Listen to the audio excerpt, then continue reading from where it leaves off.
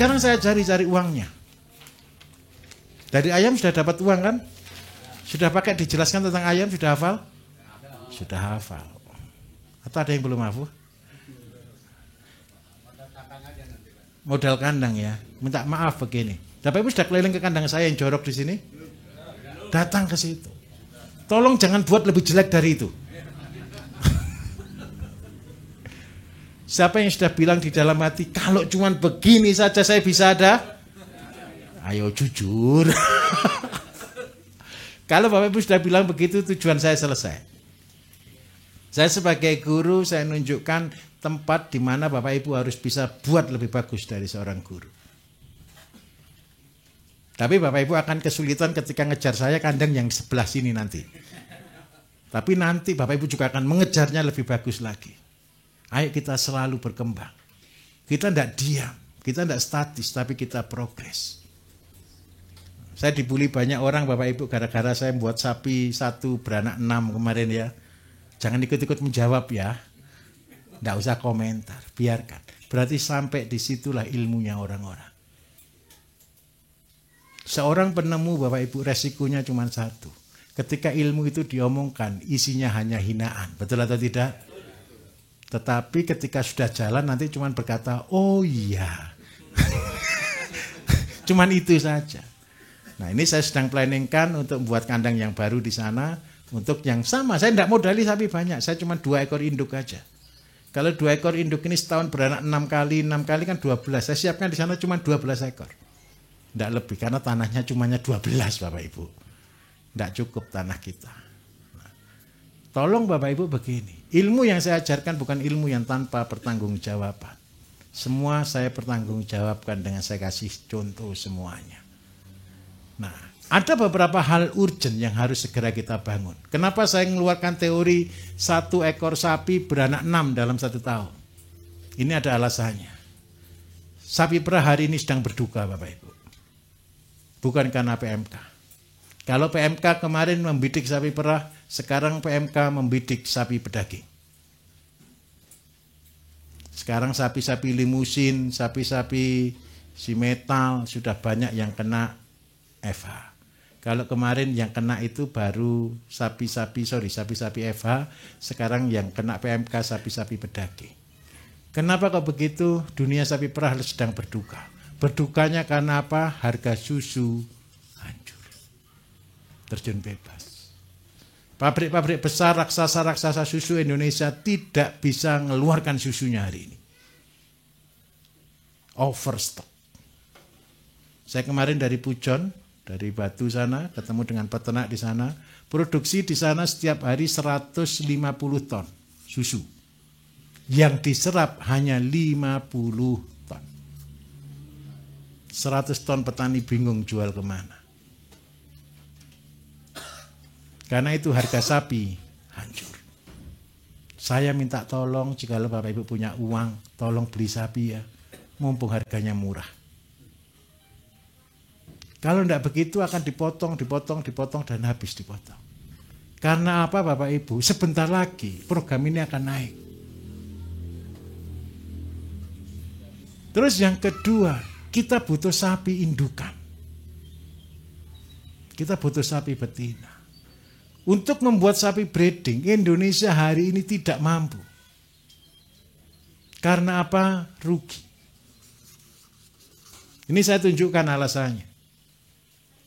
Saya bergerak hanya di sapi breeding Bapak Ibu. Sapi saya, 1 ekor sapi, modalnya cuman sekitar 2 truk jerami setahun.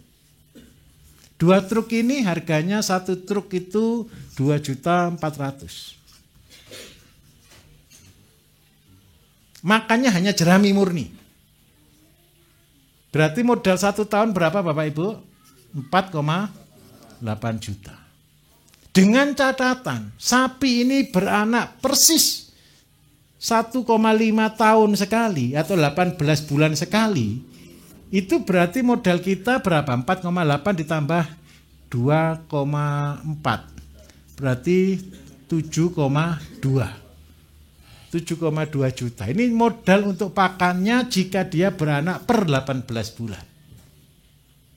Bapak Ibu tahu enggak, sapi baru beranak itu harganya berapa? Ya maksimal 6 sampai 7 juta. Kalau sapi merah, sapi limusin, simental, pedaging. Kalau sapi FH, harga baru keluar 2 juta Bapak Ibu. Di luar negeri ini dibunuh. Karena jadi beban. Di Indonesia harganya 2 juta, 2 juta setengah. Kalau saya beli sapi ini maksimal 3 juta sudah sampai. Kalau Bapak Ibu kepengen beli sapi ini, beli di perusahaan sapi perah. Harga sapinya baru beranak itu 2 juta setengah. Jadi kalau ada orang yang tanya ke saya, di mana beli sapi harga 2 juta, 2 juta setengah? Di pabrik susu. Pabrik sapi. Nah, dengan cara ini Bapak Ibu, pelihara sapi berarti untung atau rugi? Rugi. Karena itu saya yakin Bapak Ibu, tidak akan ada orang mau ternak sapi. Yang mau ternak sapi hanya orang yang daripada nganggur, hiburan, atau orang yang tidak punya kalkulator. Iya, kerjanya ndak usah dihitung, biaya ndak usah dihitung gitu kan Pak ya. Yang penting pelihara sapi, yang penting keluar sapi. Yang penting cuma itu aja sudah. Atau daripada nganggur. Kalau orang-orang anak muda begitu tahu konsep ini, tidak ada satu pun yang akan ternak sapi. Karena tidak ada satu pun ternak sapi, sedangkan kita butuh sapi. Kita butuh makanan sapi. Korban masih ada terus loh Bapak Ibu. Jangan sampai untuk korban masih impor unta nanti kita. Salah nanti, kebalik ini nanti ini. Kita harus berubah. Berubahnya bagaimana? Loh Pak, sapi jelas-jelas rugi. Jelas rugi. Tahun 2010 kita pernah meetingkan ini dengan profesor-profesor dan beberapa anggota dewan. Keputusan kita satu, yang harusnya ternak sapi adalah BUMN. Karena BUMN kan sengaja dibuat rugi terus. Jadi sekalian biar rugi. Jadi yang rugi ya biar rugi. BUMN yang produksi anak sapi. Karena rugi. Daripada rugi akhirnya Indonesia impor. Nah kalau Indonesia impor terus ngerusak harga. Karena itu Bapak Ibu saya minta tolong. Kita tetap harus jadi petani. Tapi petani yang pinter. Bagaimana menjadi petani yang pinter? Sapi fungsinya bukan hanya untuk anak, bukan hanya untuk daging. Fungsinya sapi adalah pabrik pupuk. Kita balik, kita ekspor sapi mungkin atau tidak kalau begini? Tidak mungkin kan. Tapi kita bisa ekspor sayur. Kita bisa ekspor buah. Mangga itu loh Bapak Ibu di luar negeri 400.000. Di Indonesia ini loh tidak laku kadang-kadang. Manggis 1.600.000 di luar negeri. Di Indonesia 2.000, 4.000. Apa yang harus berubah? Caranya. Lah kalau pohon buah kita disemprot pestisida, di YouTube kan gitu itu ya orang yang luar negeri lihat itu ini stres atau bener gitu kan. Pestisida itu di Indonesia Bapak Ibu. Di luar negeri tidak boleh. Fair. Ayo kita berubah. Kita tidak boleh dalam katak, dalam tempurung. Kita harus keluar dari sistem. Nah, sapi kita jadikan pabrik pupuk. Pabrik pupuk tujuannya apa? Nanti kita bisa produksi bahan-bahan makanan. Saya mau katakan tidak enak lagi. Besok kita pun tidak boleh pelihara sapi. Sudah, saya harus ngomong benar. Tidak boleh buat pabrik pakan. Tidak boleh buat pakan ikan. Tidak boleh buat pakan ayam. Besok ada peraturannya. Sudah diundang-undangkan. Cuman belum diredarkan aja. Fair. Kenapa kok begitu? Sudah ya saya katakan jujur. Siap-siap dari sekarang. Kalau Bapak Ibu pelihara sapi, tolong Besok-besok siapkan untuk biogas. Karena kita akan masuk ke dalam bisnis besar, low carbon. Eropa paling takut kalau Indonesia ini membakar alam. Gas alam Indonesia Bapak Ibu, kalau ini keluar semua ke udara, membuat efek rumah kaca yang banjir Eropa. Karena itu nanti Bapak Ibu boleh ternak asalkan bisa ngolah limbah. Kalau untuk membuat pabrik pakan nanti begini, perjanjian, saya sudah jelaskan berkali-kali di YouTube saya, begini. Ternak tidak boleh diberi makan sampah. Ternak tidak boleh diberi makan barang busuk. Loh Pak, ini kan kita menggunakan sampah, limbah rumah tangga, betul atau tidak? Saya tanya sekarang, Bapak Ibu gunakan limbah rumah tangga tadi itu barang busuk atau barang bagus? Itu limbah atau barang bagus? Tolong itu dipegang kalau ada orang tanya. Saya tidak pernah beri makan ternak saya dengan barang busuk. Loh, itu dimasukkan timba kan jadi busuk. Tidak busuk, ini difermen, diawetkan. Apa alasan nanti tidak boleh menggunakan barang busuk? Bakteri E. coli dan bakteri-bakteri lainnya hidup di dalam barang busuk. Kalau itu dimakan oleh ayam menyebarkan penyakit kepada manusia, itu alasannya. Jadi sebelum Bapak Ibu besok ditegur di perkara itu, saya jelaskan di sini. Kita tidak pernah gunakan barang busuk untuk makan ayam. Loh Pak, baunya busuk, itu bau fermentasi. Ibu-ibu di sini ada yang pakai kosmetik Korea yang mahal-mahal? Kalau ada yang mahal, yang harga di atas 5 juta, 10 juta, itu baunya tidak ada yang enak. Baunya busuk semua, karena itu barang fermentasi. Jadi kalau istri saya belanja kosmetik itu kan ngeri-ngeri ya. Dan baunya busuk-busuk. Karena produk fermentasi. Ini caranya. Fermentasi Korea andalanya apa? Air cucian beras. Bapak Ibu gunakan apa? Air cucian beras. Ini tidak pakai kosmetik untuk ayam. Berarti kan sama. Ini ayam makan barang istimewa ini. Setuju ya? Tolong pelihara sapi. Yang kedua, saya minta tolong Bapak Ibu harus pelihara kambing. Supaya kita tidak impor kambing. Kenapa kita harus pelihara kambing Bapak Ibu? Ada warung sate gulai enggak di rumahnya Bapak Ibu? Banyak. Sebentar, ngomong banyak itu satu kecamatan satu ada enggak?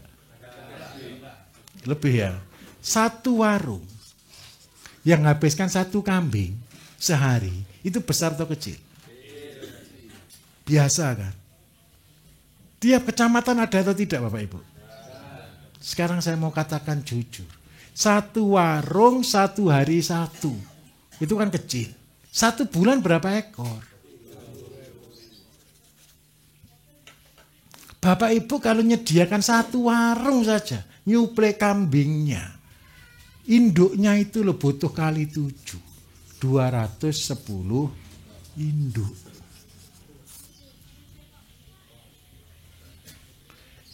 Jadi kalau Bapak Ibu punya 210 induk, jangan bangga. Itu hanya melayani satu warung yang habis satu. Dan warungnya kecil. Kira-kira satu Indonesia ini kalau kambing ini banyak atau sedikit Bapak Ibu? Banyak. Dan percayalah ke depan tidak cukup. Karena itu saya keluarkan kemarin teori satu kambing menjadi 2 dalam waktu 3 bulan. Sebenarnya ini tidak saya keluarkan, ini hanya untuk saya sendiri. Ternak saya gunakan konsep ini. Bagaimana kambing 1, kambing 3 tahun jadi 400 itu gunakan cara ini. Gara-gara kambing sudah langka Bapak Ibu, makanya saya turunkan ini, saya ajarkan ke semua orang. Mau satu kambing 3 bulan jadi 2? Supaya apa? Cepat punya induk ya. Tapi habis gitu kambing di luar juga habis. Tapi yang penting Bapak Ibu punya induk dulu semuanya. Begini ceritanya. Bulan pertama Bapak Ibu beli kambing 1. Fokus utamanya kambing ini adalah penggemukan. Pasarnya Bapak Ibu cari yang banyak. libul. Bawah 5 bulan. Kalau di bawah 5 bulan yang diharapkan apa? Yang diharapkan dagingnya empuk. Betul kan? Kalau dagingnya empuk di bawah 5 bulan berarti isinya daging atau lemak? Dagingnya putih, lemaknya kuning. Tidak ada dagingnya karena bagaimanapun 5 bulan itu masih cempe. Betul atau tidak? Nah, orang senang tidak makan daging kalau digigit keras. Senang kan? Itu lemak. Nah, sekarang saya tunjukkan. Yang membuat lemak itu apa? Karbohidrat. Betul ya? Nah, Bapak Ibu pernah dengar sapi Wagyu? Sapinya Jepang yang harganya 1 kilo 3-4 juta. Saya minta maaf. Sapi Wagyu itu makanannya Bapak Ibu adalah pakan fermentasi. Yang berasal dari beras. Tapi berasnya ini diolah dulu dijadikan tape. Tape rasanya apa? Beras rasanya apa? Tawar. Coba bayangkan. Beras hari ini tawar. Kita kasih ragi, kita simpen 2 malam jadinya manis, tape. Nah, kalau ternak dikasih makan tape, ternaknya juga sedikit-sedikit tenang-tenang gitu, jalannya goyang-goyang. Nah, itu membuat dia cepat gemuk. Karena dia rileks. Ngefly. Enggak lah. Nah, ini kalau di Jepang. Tetap pasti makan rumput hanya sebagai selingan. Nah, supaya kita bisa membuat kambing Bapak Ibu untuk juga bisa cepat gemuk, tolong ya jangan dikasih makan beras, terlalu mahal.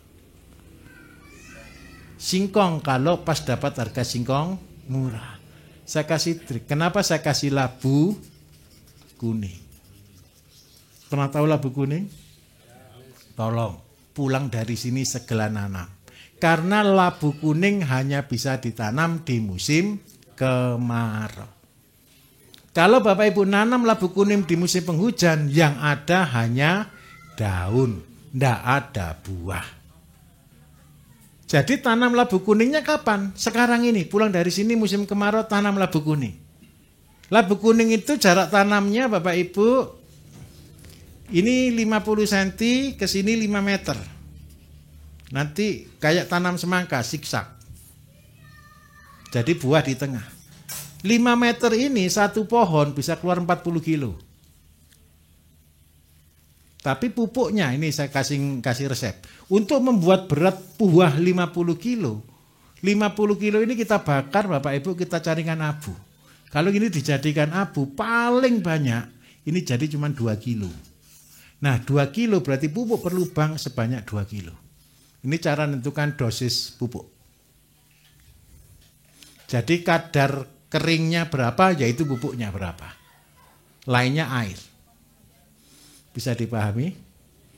Labu kuning mahal atau murah di tempatnya Bapak Ibu? Berapa 1 kilo? 4.000? 7.000? Kalau 7.000 ya sudah tidak usah pelihara kambing Pak. Tanam labu kuning saja Pak. Paling mahal itu biasanya 1.000 Bapak Ibu. Harusnya. Tahu ya labu kuning yang besar itu loh ya. Begini loh ceritanya. Kalau jarak tanam kita 5 meter kali 0,5, berarti satu tanaman ketemu berapa Bapak Ibu? 2,5 meter persegi. Kalau 1 hektar berarti ketemu berapa tanaman? Masa toh Pak? 10.000 dibagi 2,5 berarti ketemu berapa? 4.000 toh ya. 4.000. Kalau keluar satu pohon itu 40 kilo, berarti ketemu berapa? 160 ton. Kalau harganya cuma 1.000 saja loh dapat 160 juta per hektar. Di mana tempat tanam paling bagus? Di tanah berbatu. Di tanah yang keras. Di tanah banyak mengandung pasir, tanah hitam atau liat. Tapi syaratnya matahari penuh. Jadi bagi Bapak Ibu yang dari Gunung Kidul, yang dari daerah-daerah yang tandus-tandus yang tidak ada air, jangan putus asa. Ini Gresik juga gitu Pak ya. Bima juga gitu ya. Tanami labu kuning. Kenapa kok ini saya jamin pasti aman? Satu, labu kuning itu penyakitnya cuma kumbang. Lainnya tidak ada. Terus yang kedua, buahnya disimpan setahun pun aman. Aman. Asalkan panennya waktu musim kemarau. Jadi nyiramnya kapan? Waktu tanam aja nyiram, setelah itu lupakan. Itulah hebatnya labu. Jadi Bapak Ibu kalau tanam labu, pupuknya berapa banyak? Berarti 10 ton lah, anggap aja. 10 ton tinggal ditanam. Lah ini, kalau Bapak Ibu tidak mau untuk dijual labu, bisa untuk kambing. Tapi syaratnya satu ya, harus dimasak sama kulit-kulitnya. Sama biji-bijinya. Kulitnya itu mengandung kalsium untuk tulangnya kambing, bijinya juga untuk mengandung kalium, vitamin B1, semuanya lengkap. Sehingga apa? Hanya makan labu saja, kambing itu gemuk. Tapi saya minta maaf, saya tidak bicara kambing sehat.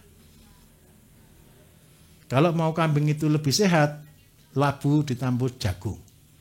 Jagung itu tersehat. Tapi kalau cuma mengejar bobot, makanlah abu, maka kambingnya jadi gemuk. Mudah atau susah Bapak Ibu? Jadi caranya bagaimana? Beli satu Bapak Ibu, setelah 3 bulan, pokoknya laku kurang lebih harga 1 juta lebih, dijual kecilkan lagi jadi 2. 3 bulan kecilkan lagi jadi 2. Memang Bapak Ibu akan jadi, minta maaf ya, jadi pesuruhnya tukang sate. Tidak apa-apa. Sebelum kita jadi pemimpin, kita siap dulu jadi hamba. Setuju? Oke, hari ini kita sampai di sini dulu. Bapak Ibu habis ini break di atas. Saya minta tolong ya, setelah break terus tidur. Nanti malam kita akan diskusi sampai jam 11:30-12 malam ya. Tolong kalau boleh jangan terlalu malam datangnya Bapak Ibu. Setelah maghrib pas langsung ke sini gitu ya. Oke, baik. Terima kasih banyak. Wassalamualaikum warahmatullahi wabarakatuh.